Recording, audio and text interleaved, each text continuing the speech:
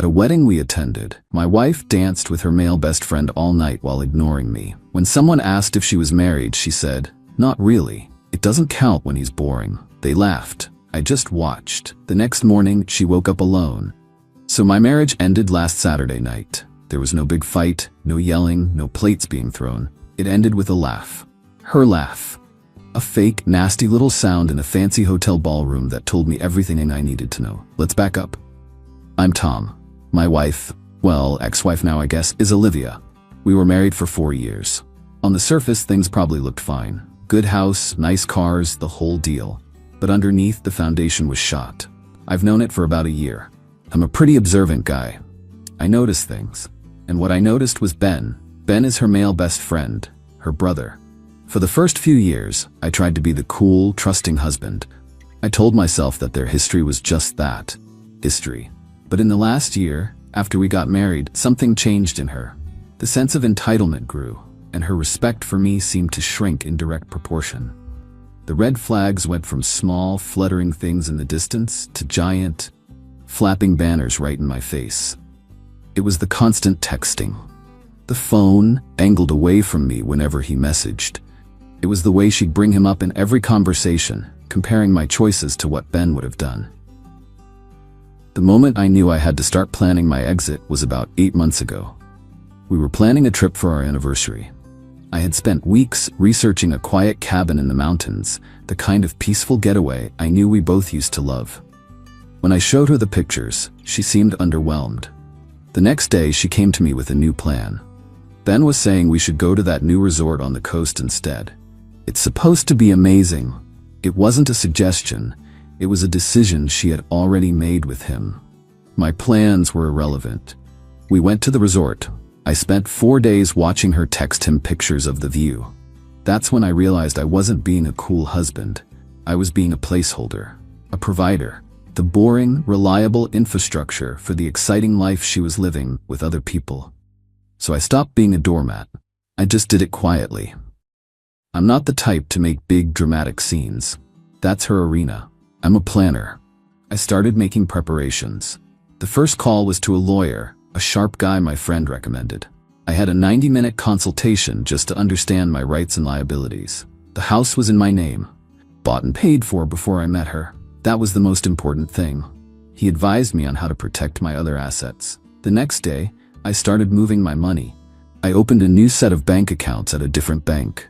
I began diverting most of my income there, leaving just enough in our shared accounts to keep up appearances.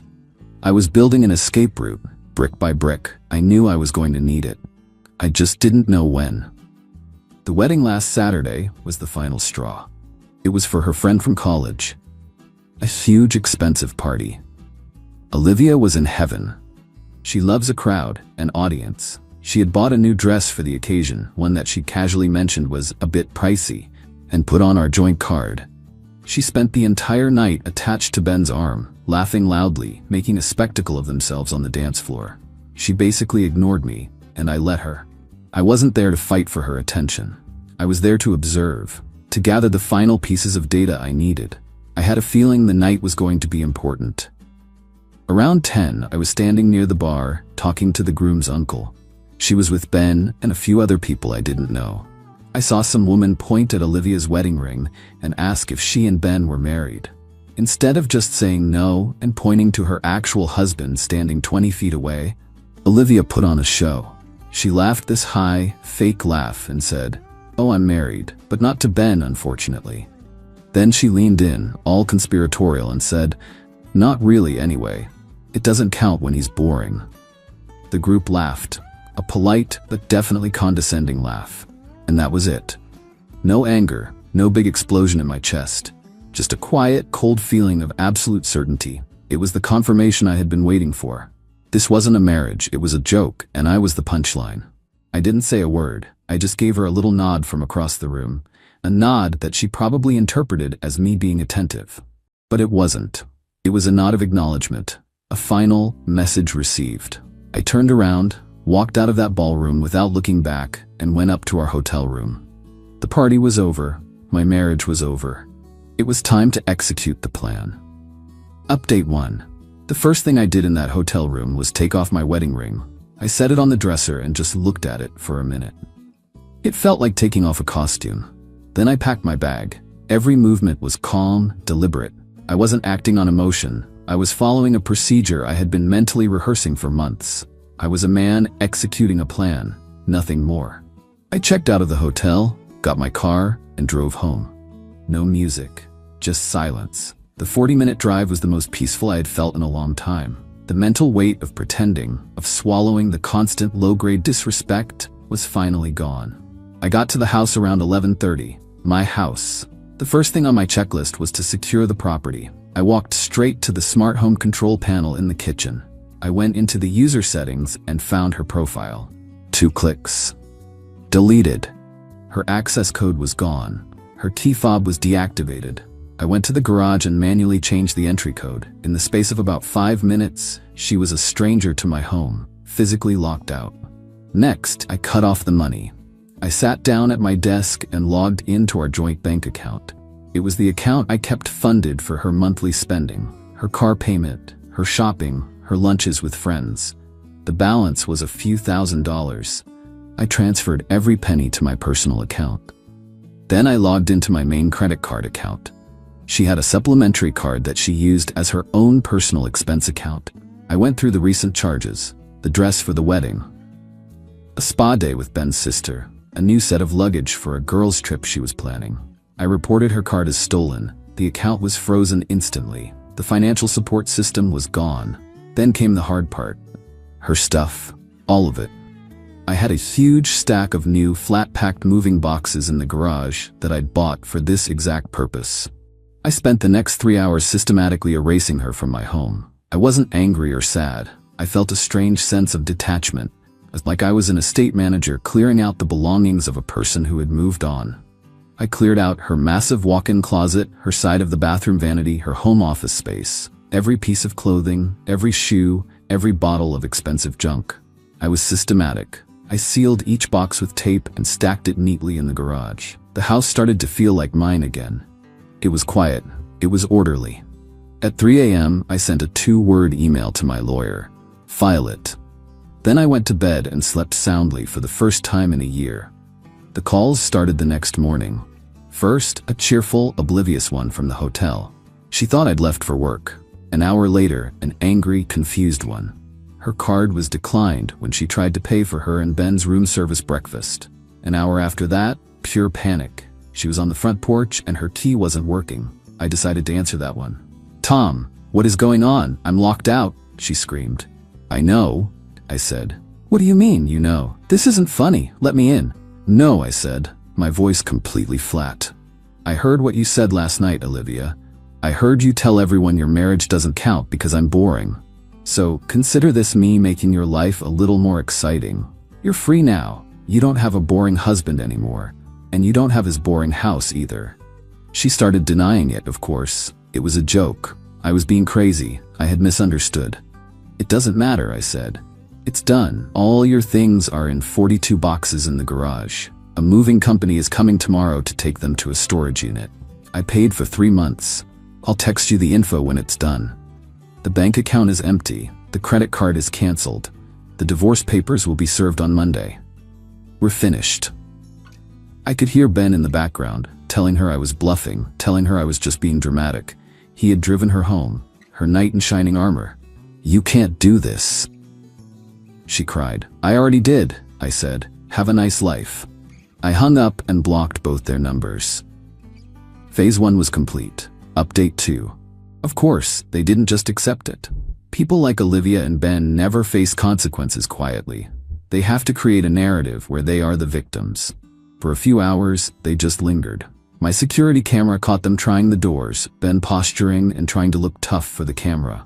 It was pathetic. He even tried to shoulder check the front door once before apparently realizing it was solid wood and he wasn't in a movie. The next day, when the movers came, they sat across the street in Ben's car and watched the whole thing. I made a point of going out to get the mail, then spent about 20 minutes weeding my front garden bed, just ignoring them completely. My total lack of reaction seemed to infuriate them more than anything else. I could feel their eyes on me, but I refused to give them the satisfaction of a confrontation. With the direct approach failing, they pivoted to a campaign of information warfare. This was Olivia's area of expertise. Within a day, the whispers started. I was the villain, the jealous, controlling husband who couldn't handle her having a male friend. The story they concocted was that I'd had a breakdown at the wedding, imagined things, and flew into a violent rage, kicking her out of her home. It was a well-crafted story, and some people bought it. The first direct hit came from Olivia's mother. She left me a long, tearful voicemail about how disappointed she was in me, how Olivia was a wreck, and how I needed to be a man and fix the mess I had made. I saved the voicemail but didn't reply. Then I got texts from some of Olivia's aunts, angry, accusatory messages. I was a monster. I was abusive. They were going to make sure everyone knew the truth. They were trying to isolate me. They didn't realize I had already isolated them. I knew I needed proof. Hard proof. A wedding is a public event, and in 2025, everything is filmed. I didn't want to deal with the official videographer. I thought about who would have the most footage. The bride's younger cousin, a girl named Maya. She had been glued to her phone all night, filming everything for her Instagram. I found her online and sent her a message. I told her I was putting together a little memory book for the bride and groom and that I'd love to get her clips from the reception. She was happy to help. She sent me a link to a folder with all her videos. I spent an hour going through them, and then I found it. A video of some people on the dance floor. But in the background, perfectly framed and perfectly audible, was the conversation at the bar. The woman asking the question. Olivia's high-pitched, fake laugh. And her voice crystal clear, saying, "Not really anyway. It doesn't count when he's boring."